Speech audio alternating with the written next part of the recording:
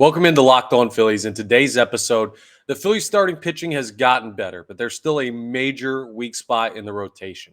How do you deal with the Bailey Falter situation? And what do the Phillies need to do to right the ship and still win the series in San Francisco against the Giants? We'll break it all down on today's episode of Locked On Phillies.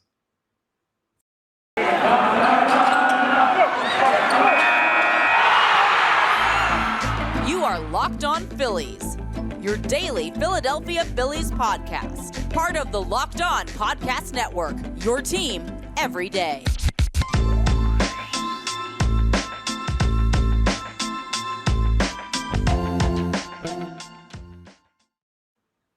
Yes, this is Locked On Phillies. I'm Connor Thomas, your host. Locked On Phillies, of course, part of the Locked On Podcast Network, your team every day. Thank you so much for taking the time to join me today for what should be a very interesting episode of Locked On Phillies, because we're diving into one of the chief concerns about this team right now following last night's game. I do want to let you know today's episode is brought to you by Gametime. Download the Gametime app, create an account, and use code LOCKEDONMLB for $20 off your first purchase. Last-minute tickets, lowest price, guaranteed. So shout out to Gametime. Appreciate them, as always, being a sponsor. Good time to go to some Phillies games because all the other teams in town are done playing right now. The Phillies are now the only show in town. And last night, it was not a great show. We're going to dive a little bit deeper into last night's game and a preview of tonight's game coming up later. But the Philadelphia Phillies, they ended up losing last night to the San Francisco Giants in the series opener. I talked about it on yesterday's episode.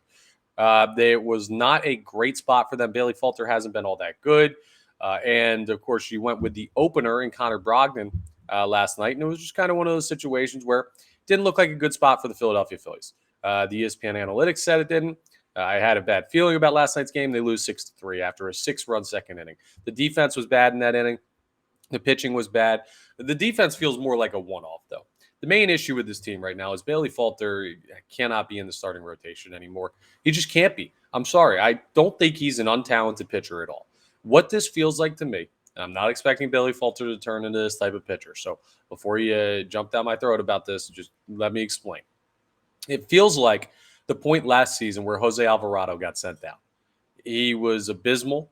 He needed a change of scenery. He needed something to switch up, and the team needed something to switch up because he was frankly unusable at the major league level.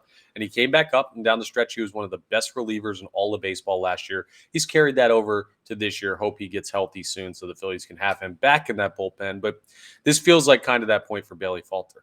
Do I think Bailey Falter can pitch at the major league level? Absolutely. Do I feel like he can pitch at the major league level right now? No. And be a part of a rotation for a competitive team or a team that wants to be competitive? Absolutely not.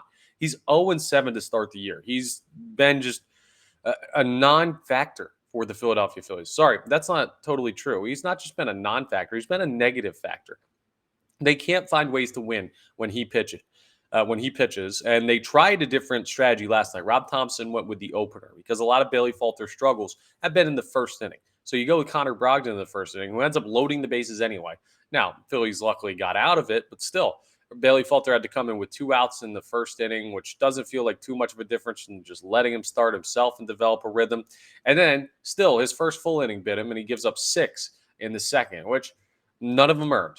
A couple of errors that could have gotten the Phillies out of the inning, but still, I know no earned. That factors into me when it's 2 runs or 3 runs or something like that. No, he gave up 6. Like, you could say none earned. It was still a bad pitching performance from Bailey Falter last night, and it's been a string of bad pitching performances by him. It's part of the reason why the Philadelphia Phillies lost that game. I mean, is it nice Alec Boehm homered? Yeah, sure. That's good. Outside of that, I don't know what many positives you see from the Philadelphia Phillies in yesterday's game with the Giants. It just felt like kind of one of those sleepy performances where I don't know. They didn't show up, and that's all right. I mean, yeah, it's going to happen. They could still win the series. But what's not all right is having a guy in your rotation that's a complete every 5th day you're going to lose that game. That can't happen. You need to have someone competitive in there. And Bailey Falter right now is not competitive. So the question is, what do you do? The first thing, you look at trades. I know that's a comment I'm going to get a bunch. It's wrong. You cannot trade for anybody right now. It's still too early in the season. We're in mid-May. You're going to get price gouged if you go ahead and reach out to a GM right now, even for like a relief pitcher, much less someone who's going to be in your starting rotation. Any GM with 2 brain cells is going to pick up that call from Dave Dombrowski and say, okay, cool. I'm going to ask for a ridiculously high price because nobody's moving players yet. No one's trading anybody yet. We're getting deeper into the season, but still, we're like 40 games in. No one's moving 41 games, I believe, after yesterday. No one's moving any players yet or any player of significance without a major price being paid. And the Phillies are good enough in spite of their current struggles that they don't need to make an all-in move yet. That'll come. The trade deadline, I expect them to be aggressive. Right now, you're not at that point yet because it's going to cost too much. So take trade off the table. You're not trading for anybody at this point in the season. So how do you replace Bailey Falter? If it's not by trade, then you got to find an in-house option.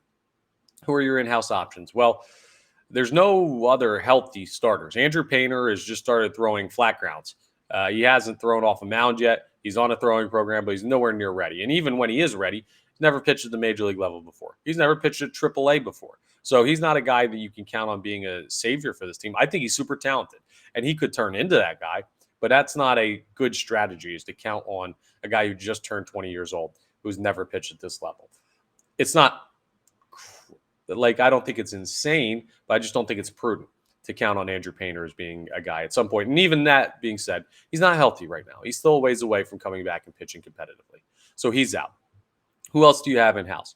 Well, you can think about Christopher Sanchez, who's down in Lehigh Valley, who he's a guy that's made spot starts for the Phillies in the past, even one already this year. Well, Scott Lauber had this tweet, and I want to go ahead and pull this up so I can give him proper credit, about the recent performances by Christopher Sanchez and why he's not necessarily an option as well. The last 3 starts for Christopher Sanchez in AAA, 4 innings pitched, 7 runs given up, all earned.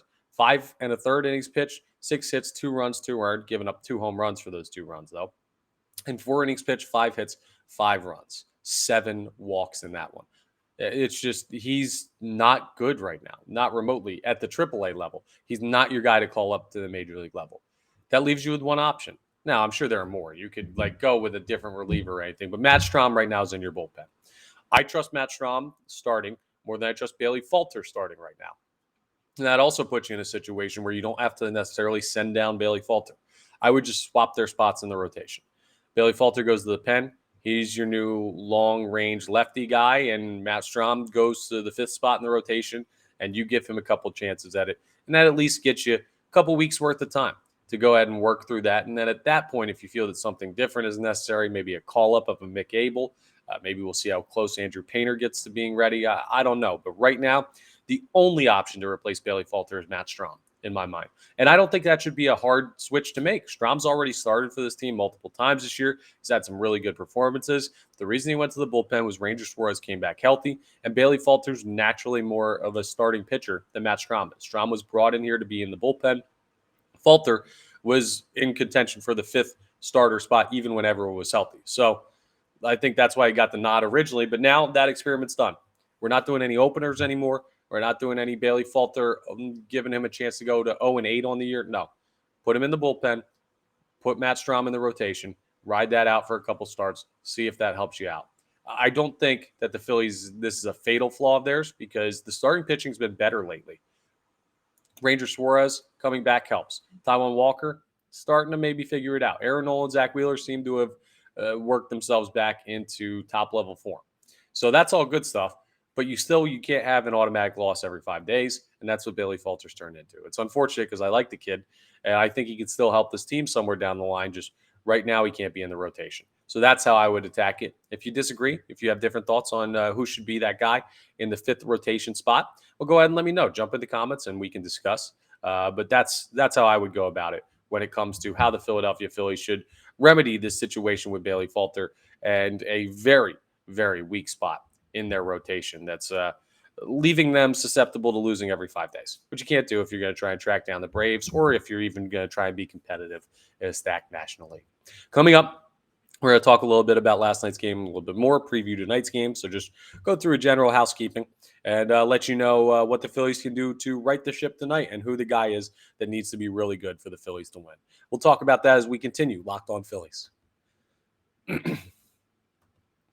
But let me tell you about the Gametime app first and foremost. Okay, buying tickets to your favorite events shouldn't be stressful. Gametime is the fast and easy way to buy tickets for all the sports, music, comedy, and theater near you with killer deals on last-minute tickets and their best price guarantee. You can stop stressing over the tickets and start getting hyped for all the fun you're going to have. Oh, it's absolutely awesome. Just go through and forget about planning months in advance. Gametime has deals on tickets right up to the day of the event. You can get exclusive flash deals on tickets for football, basketball, baseball, concerts, comedy, theater, and more. The Game Time guarantee means you'll always get the best price. If you find tickets in the same section in a row for less, Game Time will credit you 110% of the difference. So you get more than your money back. And plus, you can get images of your seat before you purchase them, so you know exactly what you expect. Buy tickets in a matter of a second, couple taps and you're set, and tickets are sent directly to your phone. So you never have to dig through your email. So snag the tickets without the stress with Game Time. Download the Game Time app, create an account, and use code LOCKEDONMLB for $20 off your first purchase. Terms apply. Again, create an account and redeem code LOCKEDONMLB for $20 off. Download Game Time today. Last minute tickets, lowest price, guaranteed. Okay, let's get into a little bit more of what happened with last night's game and preview tonight's game. So just a general look at where the Phillies are in the series. Of course, the Phillies fell 6-3 to those San Francisco Giants last night.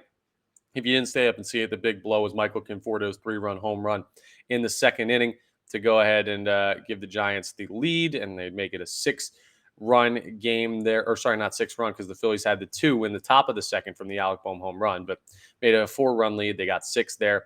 The Phillies would claw back and get 1 in the 6th. But really, we're never that close, threatening to compete for this one after that 6-run second inning from the Giants. Just the offense didn't show up as much as they needed them to, and we already talked about Bailey Falter. Looking at the box score, I mean, Alec Bohm had a good day. He was 2 for 3 with 3 RBIs. I mean, every one of the Phillies' runs came via an RBI by him, and he also had that home run. Great game by him. Outside of him, no one else had multiple hits. The Phillies actually only had 4 more hits as a team outside of Alec Bohm. So JT had 1, Harp had 1, Trey Turner had 1, and Bryson Stott had 1. Other than that, I mean, you had a couple guys go hitless. Castellanos had a rough night. Schwarber, a rough night.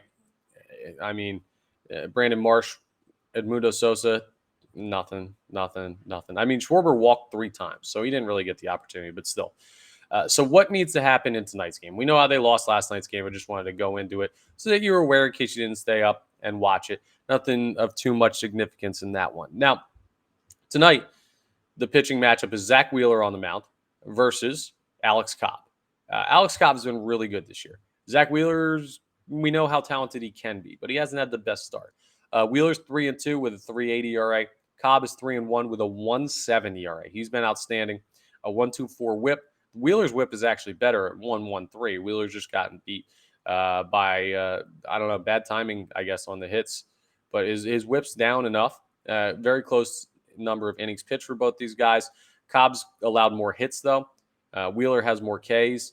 Wheeler has 12 walks to Cobb's 8. And they both are low on home runs. And out there in San Francisco, ball doesn't really always carry all that well. So you're looking at a situation where home runs may not be a big factor. When I look at this, I say I'm expecting against the San Francisco lineup, Zack Wheeler to go, I don't know, 6, maybe 7 innings of 2-run ball. That would be the expected start from Zack Wheeler for me. Now, Cobb, of course, his ERA is below 2, which means if he was to throw 9 innings, he'd give up less than 2 runs. So my big factors have to be the Phillies lineup. Not so much Zack Wheeler, because I expect a big start out of Zack Wheeler, but you're going to have to break through against a good pitcher if you want to find a way to win tonight's ballgame. That's why the ESPN analytics have the Giants at a 58.7% chance to win, the Phillies at a 41.3% chance to win. So an uphill battle there, but the guys that need to break through. You got a righty on the mound now in Alex Cobb. Kyle Schwarber needs to have a big game. Bryson Stott has to have a big game. Bryce Harper has to have a big game. Those big lefties at the top of the lineup are the guys I'm looking for. Would love to see either Schwarber or Harper put one in the water, and I believe either Schwarber or Harper will go yard in tonight's game. By the way, this game, 9:45 p.m. Eastern Standard Time. You can listen to every pitch of the Phillies' hometown radio broadcast on the Sirius XM app. Just go to the SXM app and search Phillies, and you go ahead and have that pulled up. Be able to listen to a great pitching matchup and hopefully some good offense. But yeah, that's the key. With a righty on the mound and a good righty, the long ball can go a long way. Now, Cobb's only given up 3 home runs all year. Wheeler's given up 2, less. And I just talked about how the ball doesn't fly too well out there in San Francisco sometimes, depending on how heavy the air feels being right down there on the bay. But it's a position where that means home runs are premium.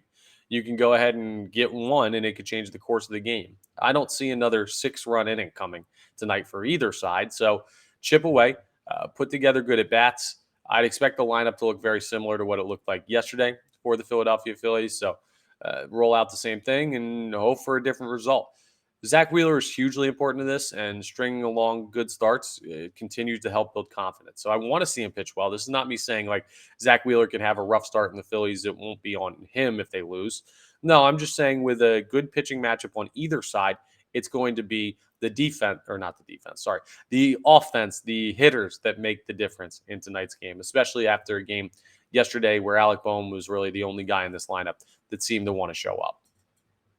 Looking at the stats, Alec Bohm is up to 31 RBIs on the year. That's 9 more than the highest guy on the Giants. Nick Castellanos is batting 308. It's close to where Estrada's batting as the leader for the Giants at 310. Kyle Schwarber has 9 home runs, Conforto up to 8, so comparable there. The biggest difference is the Bohm and J.D. Davis discrepancy in RBI leaders between these two teams, which to me says, well, the Phillies' offense is better. And you look up and down the lineup and you say it is. So I actually like the Phillies a lot tonight. I think Zack Wheeler is going to have a really good performance. I think he's due to run off a really good stretch, and I think the Phillies are still in a hot stretch, even though they've lost their last 2. You can win these next 2 with Wheeler and Nola going, and you'll be looking at a situation where you win another series, you take 4 of 6 on the road, which I told you at the start of the trip I'd be comfortable with, and you come back to Philadelphia happy with what you did with a chance to face off against the Chicago Cubs. The Cubs, who you'll be catching on the back end of a road trip too, who are currently down in Houston. So good opportunity for the Philadelphia Phillies to string some stuff together. It starts tonight with Zack Wheeler having a good start opposite of Alex Cobb. And it starts with the Phillies lefties getting to Alex Cobb. Just looking at his splits as far as what he's done, his last start, went 7 1/3 innings, 7 hits, no runs, no earned. So he danced around danger a little bit. This is Alex Cobb, by the way. So coming off a good start, might be due for a down one. I'd be surprised if he throws back-to-back 7-inning shutout performances. Not that the other game was against the Phillies anyway, but it seems like there's a reversion back to the mean coming, and hopefully that could be like 3-4 runs for the Phillies against Cobb and then get into the bullpen and work it away. But that's the formula for winning today's game for me. And again, I'll say it one more time. If you want to go ahead and maybe make a bet on it, possible out there, check out our friends at FanDuel. But Kyle Schwarber, Bryce Harper, anytime home run hitters, look at both those guys. I think they got a real chance against Cobb. By the way, again, remind you, 9:45 p.m. Eastern Standard Time game tonight. It's a late one and a good pitching matchup. You might not want to stay up and tire out your eyes to watch on TV, but you can listen to every pitch of the Phillies hometown broadcast, hometown radio broadcast on the Sirius XM app. Just go to the SXM app and search Phillies, and you'll go ahead and get that. So fun game tonight. I like the Phillies a lot in this one. I really do, even though the analytics say otherwise. I think this is a nice stop the slide game, and that's why you have guys like Zack Wheeler for. So there you have it. I got the Phillies winning tonight. Hopefully I'm right, and we'll be looking at a situation where they can stop the slide. But they've got their work cut out for them against a good pitcher, and it'll be more interesting West Coast baseball coming up. Now, as we wrap up, we're going to jump into Off the Poll. I asked a poll question about Rhys Hoskins over the weekend, and I just put it out actually yesterday. I got pushed back a little bit, but we have the results and what y'all said about Rhys Hoskins and how the Phillies record would be different if he was healthy. So we'll jump into that as we wrap up today's Locked On Phillies. Yeah, it's time for Off the Poll. Off the Poll, of course, it's a little play on words like off the foul pole, but I'm talking about poll question. So what I do is I put out the poll question on Friday. Well, I asked it to you on the podcast on Friday. I tweeted it out yesterday, and a bunch of you voted. Good turnout on votes. Appreciate everyone who went ahead and let their voices be heard. Now I'm going to react because I haven't told you my thoughts yet. But here's what the tweet read. If Rhys Hoskins was healthy this season, how different would the Phillies record look right now? 4 options. Would be worse, the same, marginally better, and in parentheses I put 2 to 3 wins, or much better, 4+ wins. Bringing up the rear is the rational last place option, right? It makes sense that this would be the least picked. Would be worse, only got 2% of the vote. So I knew there were still some 2% Rhys Hoskins haters out there. But no, would be worse, I think is crazy. would never pick that one, but 2% of the responders did. There you have it. They feel that the team would be even worse off if Rhys Hoskins was playing first base. 11% said the same. I'm surprised this was as low as it was because I kind of feel that it would be the same as well. I think Edmundo Sosa has been really good for the type of player he is so far this year. And I think Alec Boehm has been really good at first base since he's moved over there. I mean, he's great offensively either way. If Rhys Hoskins was playing first, Alec Boehm would be at third, and Edmundo Sosa wouldn't be playing. So maybe there's a world where Rhys Hoskins hits a cold stretch where Edmundo Sosa was having a little bit of a mini hot stretch for a couple games. The same just feels like the most rational way to vote for this one, but that wasn't the winner. It wasn't even the second place getter. The second place votes getter was much better, 4+ wins. 26%, a quarter, more than a quarter of the people who responded to this said they think the Phillies would be 4+ wins better if Rhys Hoskins had been healthy to this point in the season. That's because they just played their 41st game. That's an extra win over every 10 games. I guess I can kind of maybe see an argument for that, but that feels too aggressive for me. I don't know that one player, even like Rhys Hoskins being good as he is, I don't know that Bryce Harper makes his team 4 wins better. I think baseball's so tough as an individual team sport in that the batters have to do well on their own. It's less of a team game than like basketball or football or stuff like that. I don't know how much of an impact over 40 games even the greatest players can have, so that feels like a lot for me. But 61%, the winner of our poll, more than half, 11% more than half, said that the Phillies would be marginally better, 2 to 3 wins, than where they're at right now with the addition of Rhys Hoskins if he had been healthy. So I could be talked into that. I lean more towards the same, but marginally better feels like a safe option as well because he's a good player. And you like to think that with the better player, your team would be slightly better, right? Not maybe 4 wins better, but 2 to 3, one every 20 games. Maybe it's the Rhys Hoskins 2 home run game or something like that. So makes sense to me why you picked that way. I'd be a little bit more conservative and say very similar record if the Phillies had Rhys Hoskins. But hey, 2 to 3 wins, I can see that as well. So I don't fault you for feeling that way. And it shows you, okay, if it's 2 to 3 wins through 40, let's extrapolate this out. 60, 120, 160. Wait, what did I just say? So 40, 80, 120, 160. Okay, cool. 80. I think I went 60 before. Anyway, I'm not a big math guy. Bottom line is I think the Phillies are a quarter of the way through their season. If you think they're 2 to 3 wins better through the first quarter without Rhys Hoskins as part, then let's add 2, 4, 6 more wins on top of whatever they do at the end of the year. That sounds about right. So, yeah, I can't fault you. That shows you how much Rhys Hoskins means to this team. And 6 wins is a lot in the grand scheme of things. We saw what happened down the stretch last year for the Philadelphia Phillies. They could have used 6 more wins so that they weren't stretching it out at the end to make the playoffs. But bottom line, it could still come back to hurt them. No Rhys Hoskins. We'll have to keep an eye on it, but it's a shame they're missing them. And I just want to take a second to see where the fan base's thought process was on how that loss affects this team. One more time, I want to remind you, Phillies, San Francisco Giants, 9:45 p.m. Eastern Standard Time tonight. You can listen to every pitch of the Phillies hometown radio broadcast on the Sirius XM app. Just go to the SXM app and search Phillies, and you can go check that all out. Hopefully a win. Again, Zack Wheeler got to be good, but more important, the lineup has to get to Alex Cobb early, keep him from having another strong outing like he did his last time out. And then hopefully that results in a win for the Phillies. But either way, we're breaking it all down on tomorrow's episode. We'll discuss all of that and keep everything locked in on this series. And hopefully we're talking about an opportunity to win an afternoon game and then win that series overall with 2 out of 3. And that would be a happy road trip for me. So that's still on the table. Not in a bad spot. Just some things we need to work out. And we'll continue to discuss them as we continue episodes of Locked On Phillies this week. But that's all for today's Locked On Phillies. Thank you for checking out the episode, the channel, all that good stuff. Make sure you're rating, reviewing, subscribing on the YouTube. And I will talk to you next time on the next episode of Locked On Phillies.